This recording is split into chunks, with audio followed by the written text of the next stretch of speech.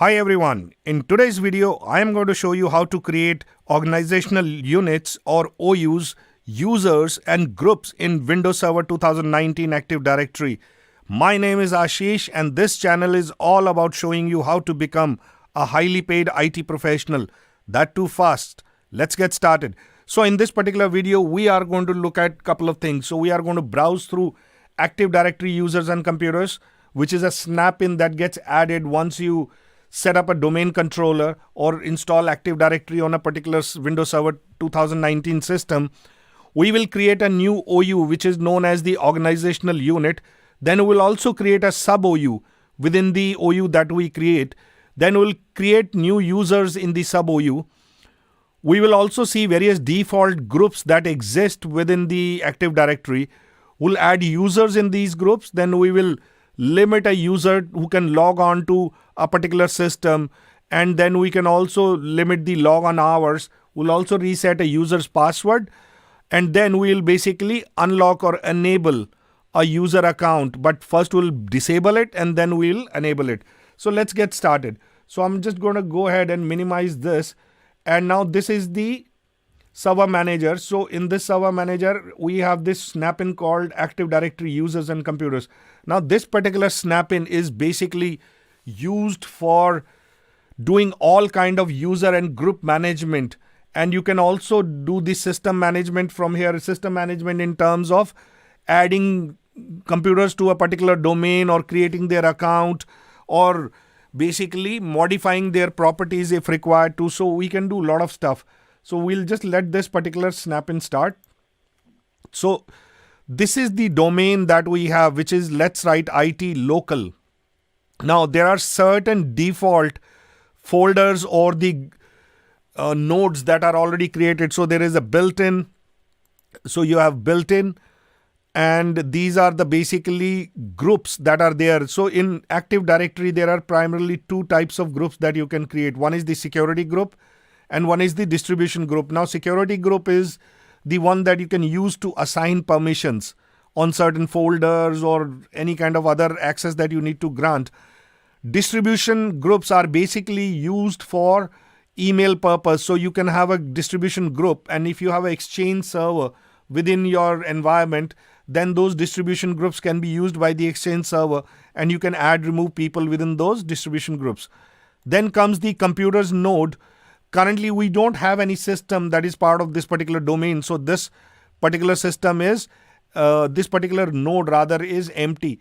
And I can always right click and I can say new, and I can create a computer account here. So that can be done. So let's say, let me just create a user one. All right. So this is the computer name that I'm going to create. All right, so this gets created. Now I can simply register my system with the name Ohio-user1 onto this particular domain. Then we have the domain controllers. There is only one domain controller in this particular domain. Now if I set up the second domain controller, that will also appear in this particular folder or the node. Then there are foreign security principals, which are nothing. Then there are managed service accounts, which are currently none because we haven't created one. And then we have the users. Now, again, these are the security groups. And then you have users like administrator and guest. So these are the only two users that exist. Rest of these are all groups that exist within Active Directory. So let's do one thing. We had to create an OU. So what I'm going to do is right click on the domain, and I'm going to select new, and I'm going to select organizational unit, and I will name it as IT. All right. So this is a new organizational unit that gets created. Now within this, let me create another one. So I select IT, I right click on it, select new, and then I again select organizational unit, and I name it as admins. All right, so there you go. Now the next thing that we had to do was we had to create a user within this particular admins or the sub OU. So I can right click here, select new, or I can alternatively click on this particular white space. And so what I'm going to do is I'm going to create a new user, Josh Fairbanks. Now, this is where things get a little tricky because user logon name. Now, every domain should have a one specific naming convention. So it could be something like josh.fairbanks, or it could be something like J Fairbanks, right? Or it could be Josh F. Depending on what kind of naming convention your organization follows, you will have to stick with that. So once you form a naming convention, stick to it. But best is to use this kind of naming convention. This is what I prefer to use because it gives me clarity. Now, I don't know who J Fairbanks is. It could be James Fairbanks. It could be Jennifer Fairbanks.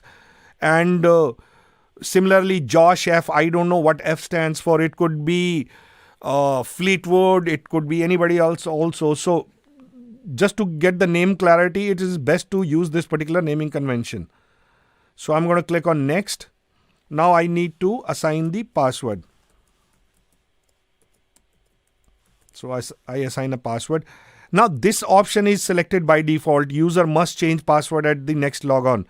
So I should keep this option. What will happen is when the user for the first time uses the account and logs on to a system, at that time user will be prompted to change the password. It will not retain whatever password I have set. And this is one good security practice, because what can happen is if I know what the user password is, I can always go back and misuse that particular user account. So therefore, it is recommended that you keep this option selected, because once you have set up the password and user logs on to a particular system for the first time, user will change the password. Now only user knows it. So, but however, for this particular demo, we can simply say, okay, password never expires. So we're going to just go ahead and go with this option. And I'm doing this only for this demonstration purpose, but otherwise you should keep the first option. So I will click on finish now. So the account will be josh.fairbanks@let write IT local. All right. So this user account is now created. So let's see what other things that we had to do. We had to create the user account within the sub OU. We had to create an OU, then create a sub OU, and then we had to basically create a user account within the sub OU. So I am going to basically look at what other things that we had to do. So we talked about the default groups that exist. Now what we need to do is add the user to the group. All right, so let's go ahead and do that. So I will right click this user account, which is Josh Fairbanks, and select properties. Now, there is a tab called member of. By default, Josh Fairbanks will be member of domain users. I can simply go ahead and click on add.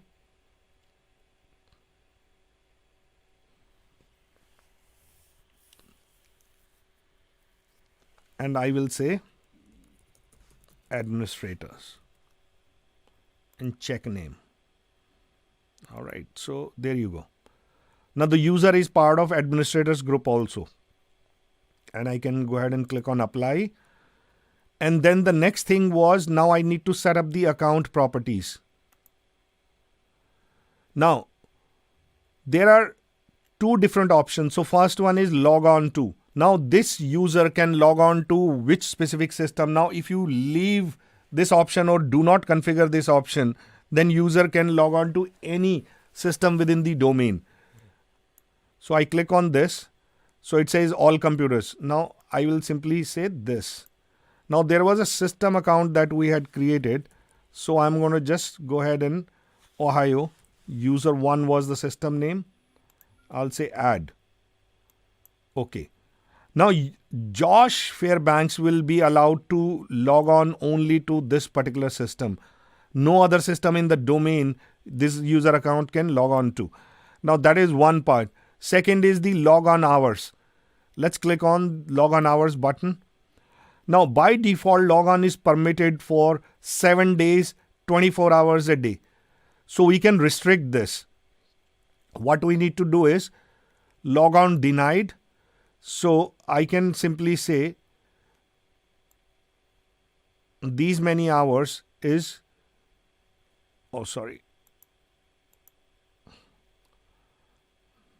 So basically what I need to do is I need to say, okay, Saturdays and Sundays, this user is not allowed to log on. So I click on this particular option and then I select Sundays. I select this particular option and there you go. Now we had by mistake. All right. So now this is what it is. So Saturdays and Sundays, Josh Fairbanks is not allowed to log on to the domain. So therefore, it is 24 hours into that particular day. Josh will not be able to log on to this particular domain. So I click on OK. Now just to verify whether these properties stay or not. So I go back and I click on this and there you go.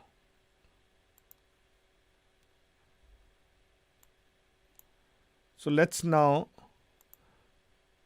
look at what other options. So you have to reset a user password and unlock or enable an account in AD. Now, let's click on OK. So these options get applied. All right. So once we do that, right click on the user account and say reset password. So here I'm going to just reset the password. And there is an option called unlock the user account. Now, if this user account got locked because of X number of incorrect password tries, then the password will get locked out. So therefore, we have to just ensure that, this password gets unlocked. If it is in locked state, then we will basically select this option. But because the user account is already unlocked, so we don't need to select this. So now the passwords have been incorrectly typed. So I need to basically ensure that I retype the password properly. There you go. The password has been changed. So this is one way the password gets changed. Now, another thing is I can right click and I can basically disable the account. Now this account has been disabled. So this means there is a down arrow that appears. It's very tiny down arrow, so it may not be visible, but this gets disabled. Now what happens is if I am trying to, so I can't keep the blank password. So now if I need to enable this account, I need to simply right click and say enable account. Now the down arrow no longer appears. So this is another way of basically enabling a disabled account, and account could be disabled for many reasons. It could get logged out. It could be disabled because the administrator has disabled it. So there are different ways why account would be in disabled state. Now, there are different things you can do with a user account. So we added that we wanted to add this to a particular group. So we had basically gone to the properties and we used the member of tab. Now, instead of doing that, we simply right click on this and say add to group. Now, I can say things like remote desktop users. All right. So there you go. All right. So now if I right click on this property and come to member of tab, now notice that this particular group has already been added. All right. So this is, I'm going to just click on OK. All right. So this is what you can do with a particular user account. So let's see a couple of more tricks that you can do. So you can simply copy this user account and use it as a template. All right. So I'm going to say Jennifer Horn. Jennifer.horn. Click on next. Then I define the password. Now notice this. This particular option we had selected for Josh's account. By default, this user must change password at next logon is selected. So because we are basically copying the properties of the existing user account, that is the reason it is just going to take all the characteristics or properties of this particular user account. So I click next. Oops. Again, the password got typed incorrectly. All right. So I click on finish. Now let's look at the properties of Jennifer Horn. Look at it. I go to the member of tab. Notice that it is also part of 3 different groups. By default, if we had created a new user account without using Josh's account as a template, then these 2 would have not appeared. So let's try that also. Let's create a new account. Right click, new user, and I say Amber, last name is Heard, and basically click on next, define the password. Let's hope I am able to type the password properly. Notice that user must change the password, so this is the default option. So I click on this, password never expires, and click on finish. Now let's look at the properties of Amber Heard. I go to the member of tab. Notice that there is only one group. So this is a difference between when you copy a user account's properties and create a new account, then it will inherit all the properties that are there in the base account.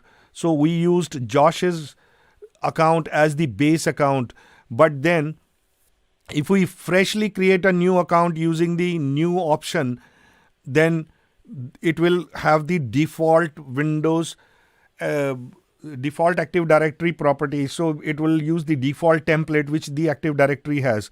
So that is it about user accounts. So let's see what all we have covered. So we have browsed through the Active Directory users and computer. We created a new OU, a sub OU within the OU, new users in the sub OU. We have also looked at various default groups, and then we have added users to the group. We have limited computer to log on and then limited the logon hours. We have reset the password. We have locked and enabled an account. Now let's do some little more things. So either you can, create these accounts, OUs and all that using the right click option, or there are buttons that are there. So if I just simply click on this button, it gives me this new object user dialog box to create a new user account. Now I can also create new groups. So remember, there are default groups that are existing here. So you can have specific individuals as certificate publishers, or they can be only, DNS admin. So if you put somebody into DNS admin, they can only manage the DNS server. And then there could be some people who are only the domain admins, and by default then there are domain users, then there are domain guests. You can put people into this particular group and they will have limited options to work within the domain. Then there are basically enterprise admins, and then you have the group policy creator owner. So these kind of groups do exist by default, but these are the default groups in the Active Directory. Now what if you want to create new groups? So let's do one thing. Let's create a new sub-organizational unit. So I would say user groups. All right. So there is this option called protect container from accidental deletion. Now, if this option is selected, then you can't go back and delete the users group OU or the sub OU. But if you deselect this, then you will be able to delete them. So I'm going to just keep it enabled and I'm going to click OK. Now this particular group has been created, or the sub OU has been created. Now let's create some groups here. So I'm going to say IT admins. All right. So remember, there were two different types that I spoke about, the security group and the distribution group. Now there are these two types, and the scope is by default global. Now there are three different types. So universal is basically applicable across all forests. Domain local is specific to a particular domain, and then global is basically another option that you can use. So I just go ahead and keep the global option selected by default and click OK. Now I need to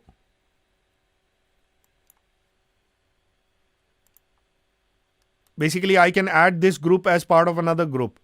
So this is what it is. So basically you can add this group as part of another group. So I will just say administrators. Check name. OK. All right. So click OK. Now let's look at the properties. Now it is part of the administrators group. And what are the members? Currently none. So let's just add some members. I type Josh, do a check name. I type Amber, do check name, and then I type Jennifer and do check name. Now I have three different users who are part of the IT admins group and managed by. So you can say, okay, this is managed by Josh. All right. So this is what this person will basically own this particular group. By default, if you don't add anybody's name here, it is the administrator who's going to be basically handling this particular group. So that person will basically manage this particular group. But we have given Josh Fairbanks the ownership of this particular group. So these are the groups. Now the thing is, after this, let's just close the Active Directory users and groups, and let's look at some more snap-ins in this particular video itself. And then you have domains and trust, you have Active Directory module for Windows PowerShell, you have sites and services. Let's look at an interesting one, which is the group policy management. Remember, there is a local security policy, then there is a group policy management.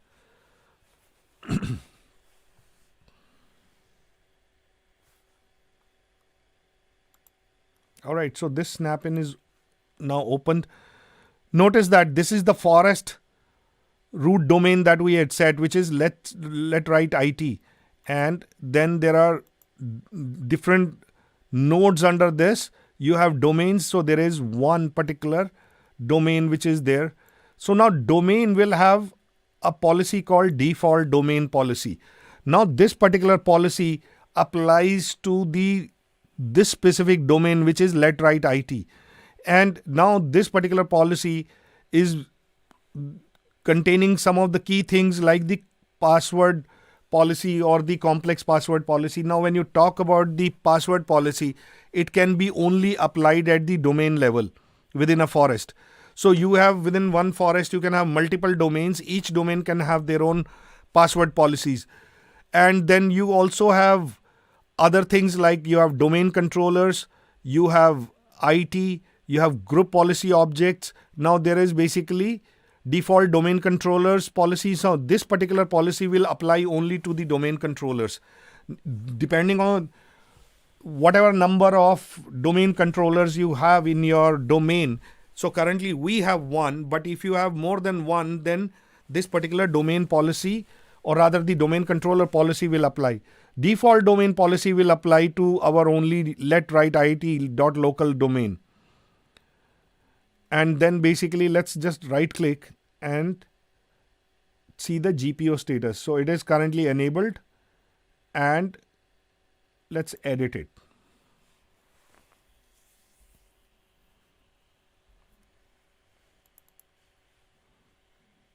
So there are two different nodes under this when you edit this particular policy. So there is computer configuration, there is user configuration. And computer configuration applies to all the computers within the domain. User configuration these policies apply to all the users who are part of the domain. So let's just try to explore this a little bit.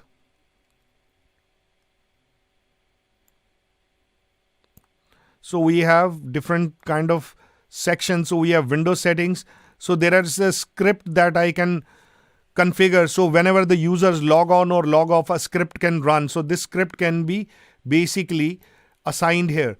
Now, currently we are not going to do that. And then we have security settings. So there are a lot of security settings. You can configure the software restriction policies, right? Which software can the user run, which software they cannot be run. Basically, you have those software blacklisted. Then there is a folder redirection you can do. Then there is basically deployed printers you can configure here. And then you also have administrative templates. You have for control panel. So depending on whatever you configure here, all these will get applied to all the users within the domain. And then you have basically preferences. So Windows settings. So there are some settings you can configure here. So this is what the user configuration has.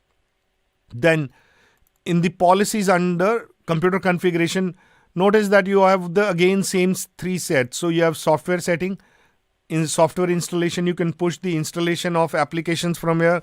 Then you have Windows settings. Now in this Windows setting, you will have a lot of settings that you can configure. So you have the name resolution policies, you have security settings, and in security settings, you have something called the account policy. Now in the account policy, you have something called password policy. Now this is the default password policy that has already been configured. So whenever you have Windows Active Directory installed and configured, this policy automatically gets into effect. And remember that if you are trying to set up a simple password, then this cannot be done because your password will need to meet certain criteria. So for instance, it would need to have minimum of 7 characters and it would need to meet the complexity requirement. So which means it would need to use uppercase, lowercase, numbers, special characters, and these kind of combination that has to be created. Then account lockout policy is about what is the account lockout duration. So for example, if I forget my password and I try to log on to my system 3 times with the incorrect password, my account will get logged out. Now when the account gets logged out, this particular policy will, even though right now it is not configured, so I can say that account lockout duration would be 30 minutes. So my account will be locked for about 30 minutes automatically. And after 30 minutes, when this duration is over, my account will get unlocked automatically. And by default in Active Directory, it is the 5 invalid logon attempts, but I can always reduce this to, let's say, 3. And reset account lockout counter after 30 minutes.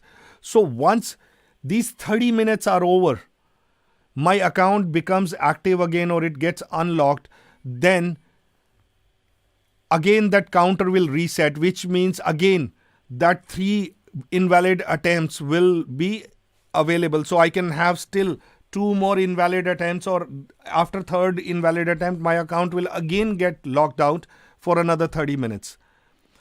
And then there are a lot of other things that you can define. You can define the software restriction policies. You can have the application control policies. You have the advanced audit policy configuration. You have event logs. So you basically can define how long do you need to retain the event logs. So all this can be done. So this is basically the group policy management editor in which you can edit a particular policy. And now if I look at the domain, I can right click and create a new group policy object, which is, let's say, software installation. All right. So now this particular set of policies is now created, and I can basically go ahead and edit this policy. Right. So similar way which we saw with the default domain policy, I can edit this particular policy also. Now, it says the settings in this GPO can only apply to the following groups, users or computers. So I can basically say not all authenticated users, but okay. So I can say it should apply to only the IT OU or the IT admin OU. All right. So this policy will now apply to only the users who are part of this particular IT admin OU. So that is about it. So we in fact covered many things than we had planned to. So we browsed through the Active Directory users and computers. We created a new OU. We created a new sub OU within the OU that we created. Then we created users within the sub OU. We looked at the various default groups. We added users to the groups. We looked at limiting a user on a specific computer where he or she can log on. Then we also limited the logon hours. We also reset a user's password, unlock or enable an account in the AD. And then other than that, we looked at the group policy management console and how to basically edit a policy and how do you define a new group policy object. So we looked at all this. So that is the end of the video. Thank you so much. Have a nice day.